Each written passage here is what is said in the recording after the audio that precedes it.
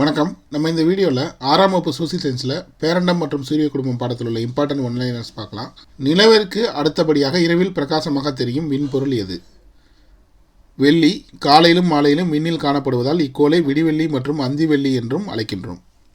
சூரியனிடமிருந்து மூன்றாவதாக அமைந்துள்ள புவி எத்தனையாவது பெரிய கோளாகும்? 5. புவியின் மேற்பரப்பானது 4/3 நீரால் சூழப்பட்டுள்ளதால் நீலக்கோள் என்றும் நீர்க்கோள் என்றும் அழைக்கப்படுகிறது. வெள்ளி. புவியை போன்றே ஒத்த அளவுள்ளதால் வெள்ளியும் புவியும் இரட்டை கோள்கள் என அழைக்கப்படுகின்றன. தன்னைத்தானே சுற்றிக்கொள்ள 234 நாட்கள் எடுத்துக்கொள்கிறது. வெள்ளி. அன்பு மற்றும் அழகை குறிக்க ரோமானிய கடவுளான வீனஸ் என்ற பெயரால் இக்கோள் அழைக்கப்படுகிறது. இதன் சுழலுதல் காலம் மற்ற கோள்களை காட்டிலும் அதிகமாக உள்ளது. சிறுகோள் மண்டலம் எந்தெந்த கோள்களுக்கு இடையே காணப்படுகிறது? செவ்வாய், வியாழன். சூரியனை சுற்றி வரும் சிறிய திடப்பொருள்களே சிறுகோள்கள் எனப்படும். புதன். ரோமானிய கடவுள்களின் தூதுவரான மெர்க்குரியின் பெயரால் அழைக்கப்படுகிறது. இக்கோளில் நீரோ வாயுக்களோ கிடையாது. புதன். இக்கோளில் வளிமண்டலம் இல்லாததால் பகல் பொழுதில் அதிக வெப்பநிலையும் இரவு நேரத்தில் கடுங்குளிரும் காணப்படும். புதன்கோளுக்கு துணைக்கோள்கள் எதுவும் இல்லை. வளிமக்கோள்கள் என்று அழைக்கப்படுபவை எவை? சனி, யுரேனஸ், வியாழன், நெப்டியூன், புளூட்டோ. இக்கோள்கள் வாயுக்களால் நிரம்பி காணப்படுவதால் வளிமக்கோள்கள் என்றும் அழைக்கப்படுகின்றன. வளிமக்கோள்கள் வெளிப்புற கோள்கள் அல்லது வியாழன் நிகர் கோள்கள் என்றும் அழைக்கப்படுகின்றன. உட்புற கோள்களின் பண்புகள். பாறைகளால் ஆனவை, அளவில் சிறியவை, மேற்பரப்பில் மலைகள், எரிமலைகள் மற்றும் தரை குழிவு பள்ளங்கள் காணப்படுகின்றன. புவி நிகர் கோள்கள் என்று அழைக்கப்படுபவை எவை? வெள்ளி, செவ்வாய், புதன், புவி. புவி நிகர் கோள்கள் உட்புற கோள்கள் என்றும் அழைக்கப்படுகின்றன. வால்நிற விசும்பின் கோள் மீன் சூழ்ந்த இளங்கதிர் ஞாயிறு என்ற பாடல் வரிகள் இடம்பெற்றுள்ள நூல் சிறுபன் ஆற்றுப்படை. கோள் என்றால் சுற்றி வருபவர் என்ற பொருள். கோள்கள் அனைத்தும் தத்தமது பாதையை விட்டு விலகாமல் சூரியனை சுற்றி வருவதற்கு சூரியன் ஈர்ப்பு விசையே காரணமாகும். சோலார் என்ற பதமானது சூரிய கடவுள் என பொருள்படும் சொல் என்ற டேஸ் மொழி சொல்லிலிருந்து டேஸ் மொழி வார்த்தையிலிருந்து பெறப்பட்டது. லத்தீன் மொழி வார்த்தை. சூரியன் ஹைட்ரஜன் மற்றும் ஹீலியம் போன்ற வெப்பமான வாயுக்களால் ஆனது. சூரியனை கடிகார திசையில் சுற்றி வரும் கோள்கள் எவை? வெள்ளி, யுரேனஸ். வெள்ளி மற்றும் யுரேனஸ் கோள்களை தவிர பிற கோள்கள் அனைத்தும் சூரியனை எதிர்கடிகார சுற்றில், அதாவது மேற்கிலிருந்து கிழக்காக சுற்றி வருகின்றன. இவ்வாறு கோள்கள் சூரியனை சுற்றி வரக்கூடிய பாதை சுற்றுப்பாதை எனப்படுகிறது. சூரியனின் மேற்பரப்பில் வெப்பநிலை 6000 டிகிரி செல்சியஸ் ஆகும். சூரியனின் வெப்பநிலை புவியின் மேற்பரப்பை வந்தடைய சுமார் 8.3 நிமிடங்கள் ஆகின்றது. சூரியன் 1.3 மில்லியன் புவியியலை தனக்குள்ளே அடக்கக்கூடிய வகையில் மிகப் பெரியதாகும். காஸ்மாஸ் என்பது டேஸ் மொழி சொல்லாகும். கிரேக்க மொழிச்சொல். அண்டத்தை பற்றிய படிப்பிற்கு அண்டவியல் என்று பெயர், அதாவது காஸ்மோலஜி. சூரியன் சூரிய குடும்பத்தின் மொத்த நிறையில் எத்தனை சதவிகிதம் உள்ளது? 99.8%. சூரிய குடும்பம் சுமார் டேஷ் வருடங்களுக்கு முன்பு உருவானதாக நம்பப்படுகிறது. 4.5 பில்லியன். ஒளியின் திசைவேகம் வினாடிக்கு 3 லட்சம் கிலோமீட்டர் ஆகும். ஒளியானது வினாடிக்கு 330 மீட்டர் என்ற வேகத்தில் பயணிக்கும். ஓர் ஒளியாண்டு என்பது ஒளி ஓர் ஆண்டில் பயணிக்கக்கூடிய தொலைவு ஆகும். புவிக்கு அருகில் காணப்படும் விண்மீன் திரள் மண்டலங்கள் எவை? Andromeda, Magellanic clouds. பெருவெடிப்பு நிகழ்வுக்கு பிறகு சுமார் டேஸ் வருடங்களுக்கு பின் பால்வெளி விண்மீன் திரள் மண்டலம் உருவானது. 5 பில்லியன். ஈர்ப்பு விசையால் ஒன்றாக பிணைக்கப்பட்டு இருக்கும் நட்சத்திரங்களின் தொகுப்பு விண்மீன் திரள் மண்டலம் ஆகும்.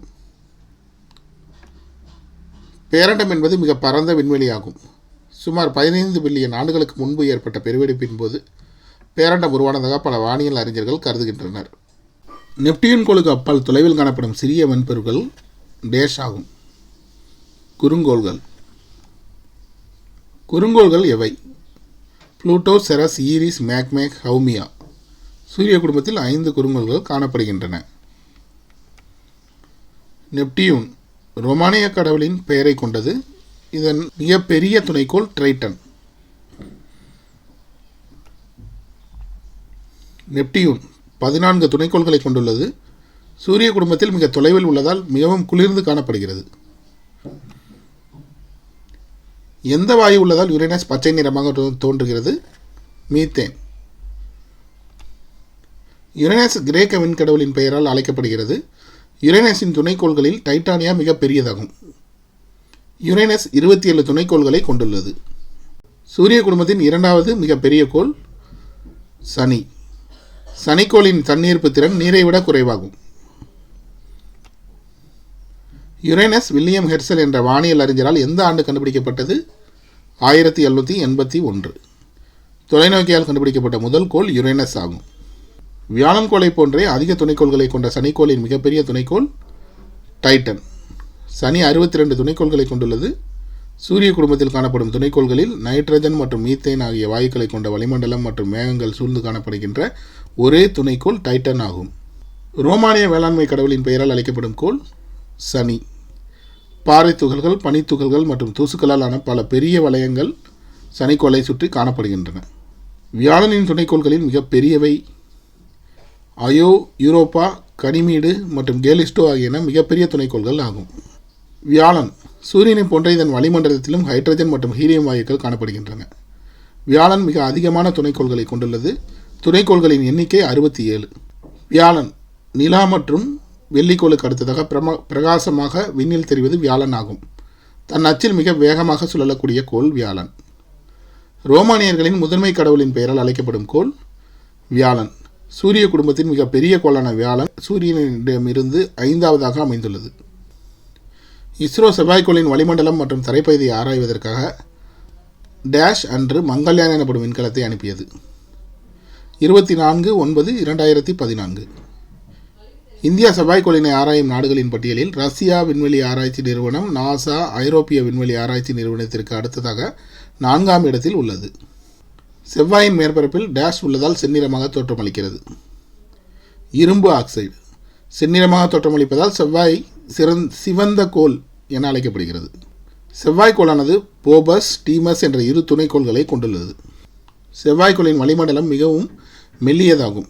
செவ்வாயின் துருவ பகுதிகளில் புவியை போன்றே பனியுறைகள் காணப்படுகின்றன. செவ்வாய்க்கோளானது அளவில் புதனுக்கு அடுத்தபடியாக 2வது சிறிய கோளாகும். செவ்வாய்க்கோள் ரோமானிய போர்க்கடவுள் மார்ஸ் பெயரால் அழைக்கப்படுகிறது. சூரியனுக்கும் புவிக்கும் இடையே உள்ள தொலைவு எத்தனை கிலோமீட்டர்? 150 million kilometre. மணிக்கு 800 கிலோமீட்டர் வேகத்தில் செல்லும் வானூர்தி சூரியனை சென்றடைய 21 வருடங்கள் ஆகும். புவி சூரியனை வினாடிக்கு எத்தனை கிலோமீட்டர் வேகத்தில் சுற்றி வருகிறது? 30 கிலோமீட்டர். புவியின் துருவ விட்டம் 12714 கிலோமீட்டர். நிலநடுக்கோட்டு விட்டம் 12756 கிலோமீட்டர் ஆகும். ரோமானியா மற்றும் கிரேக்க கடவுள்களின் பெயரால் அழைக்கப்படாத ஒரே கோள் எது? புவி. 2 அரைக்கோளங்களிலும் கோடைக்காலத்தில் ஆர்க்டிக் வட்டத்திற்கு வடக்கிலும் அண்டார்டிக் வட்டத்திற்கு தெற்கிலும் 24 மணி நேரமும் சூரியன் தலைக்கு மேல் தெரியும் நிகழ்வு டேஷ் எனப்படும் நள்ளிரவு சூரியன். துணைக்கோள்களின் எண்ணிக்கை யுரேனஸ் 27, சனி 62, செவ்வாய் 2, வெள்ளி புதன் 0, நெப்டியூன் 14, வியாழன் 67, புவி 1. புவி தன் சுற்றுப்பாதையில் சூரியனுக்கு மிக அருகில் வரும் நிகழ்வு சூரிய அண்மை பெரிஹீலியன் எனப்படும். புவி தன் சுற்றுப்பாதையில் சூரியனுக்கு தொலைவில் காணப்படும் நிகழ்வு சூரிய சேமை எனப்படும். மன்னார் உயிர்கோள் பெட்டகம் இந்திய பெருங்கடலில் அமைந்துள்ள பரப்பளவு 10,500 சதுர கிலோமீட்டர். ஹைட்ரோ என்ற கிரேக்க சொல்லில் இருந்து பெறப்பட்ட சொல்லே ஹைட்ரோஸ்பியர் ஆகும். அட்மோ என்ற கிரேக்க பதத்திற்கு வளி அல்லது காற்று என்று பொருள். பயோ என்ற கிரேக்க சொல்லிற்கு உயிர் என்று பொருள். ஹைட்ரோஸ்பியர் என்பதற்கு நீர்க்கோளம் என்று பெயர். வளிமண்டல வாயுக்களில் நைட்ரஜன் 78% மற்றும் ஆக்சிஜன் 21% முதன்மையான வாயுக்களாகும். உயிர்க்கோளம் பல்வேறு மண்டலங்களாக பிரிக்கப்பட்டுள்ளது. இம்மண்டலங்கள் சூழல் மண்டலங்கள் என்று அழைக்கப்படுகின்றன. பாறை என்ற பொருள்படும் லித்தோஸ் என்ற டேஸ் மொழி சொல்லில் இருந்து பாறைக்கோளம் என்ற சொல் பெறப்பட்டது. கிரேக்க மொழி சொல். பாறைக்கோளம், நீர்க்கோளம் மற்றும் வளிமண்டலம் ஆகிய 3 தொகுதிகளுடன் தகுந்த காலநிலையும் நிலவுவதால் உயிரினங்கள் வாழ தகுதியுள்ள இடமாக புவி மாறியுள்ளது. உயிரினங்கள் வாழக்கூடிய குறுகிய மண்டலம் உயிர்க்கோளம் என அழைக்கப்படுகின்றது. குளிர்கால கதிர் திருப்பம் நடைபெறும் நாள் டிசம்பர் 22. மகர ரேகையின் மீது சூரியனின் செங்குத்து கதிர்கள் விழுகின்றன. இச்சமயத்தில் தென் அரைக்கோளத்தில் பகல் பொழுது அதிகமாக காணப்படும். வட அரைக்கோளம் நீண்ட இரவை கொண்டிருக்கும். வட அரைக்கோளத்தில் மிக நீண்ட பகல் பொழுதை கொண்டிருக்கும் நாள் ஜூன் 21. ஜூன் 21 அன்று கடகரேகை மீது சூரியனின் செங்குத்து கதிர்கள் விழுவதால் வட அரைக்கோளத்தில் அந்நாள் மிக நீண்ட பகல் பொழுதை கொண்டிருக்கும். இதனை கோடைக்கால கதிர் திருப்பம் என்றும் சொல்வார்கள். நிலநடுக்கோட்டு பகுதியில் சூரியனின் கதிர்கள் செங்குத்தாக விழும் நாட்கள் அதாவது சம பகலிரவு நாட்கள் மார்ச் 21, செப்டம்பர் 23. மார்ச் 21ஆம் தேதி முதல் செப்டம்பர் 23ஆம் தேதி வரை 6 மாதங்கள் புவியின் வட அரைக்கோளம் சூரியனை நோக்கி சாய்ந்து காணப்படும். செப்டம்பர் 23ஆம் தேதி முதல் மார்ச் 21ஆம் தேதி வரை புவியின் தென் அரைக்கோளம் சூரியனை நோக்கி சாய்ந்து காணப்படும். புவி வினாடிக்கு டேஷ் கிலோமீட்டர் வேகத்தில் சூரியனை சுற்றி வருகிறது, 30 கிலோமீட்டர். புவியின் ஒளிபடும் பகுதியையும் ஒளிபடாத பகுதியையும் பிரிக்கும் கோட்டிற்கு டேஷ் என்று பெயர், ஒளிர்வு வட்டம். புவியின் வட துருவத்தில் இருந்து புவி மையத்தின் வழியாக தென் துருவம் வரை செல்லக்கூடிய ஒரு கற்பனை கோடு புவியின் அச்சு எனப்படும்.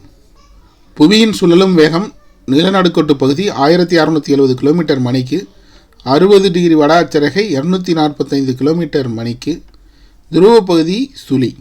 நிலவு புவியிலிருந்து எத்தனை கிலோமீட்டர் தொலைவில் அமைந்துள்ளது? 3,84,400 கிலோமீட்டர். நிலவு புவியில் 1/4 பங்கே அளவுடையது. மனிதன் தரையிறங்கிய ஒரே வெண்பொருள் நிலவாகும். புவி தன் அச்சில் 23.5 டிகிரி சாய்ந்து தன்னைத்தானே சுற்றி கொண்டு சூரியனையும் சுற்றி வருகிறது. தன் சுற்றுவட்ட பாதைக்கு 66.5 டிகிரி கோணத்தை இந்த சாய்வு ஏற்படுத்துகிறது.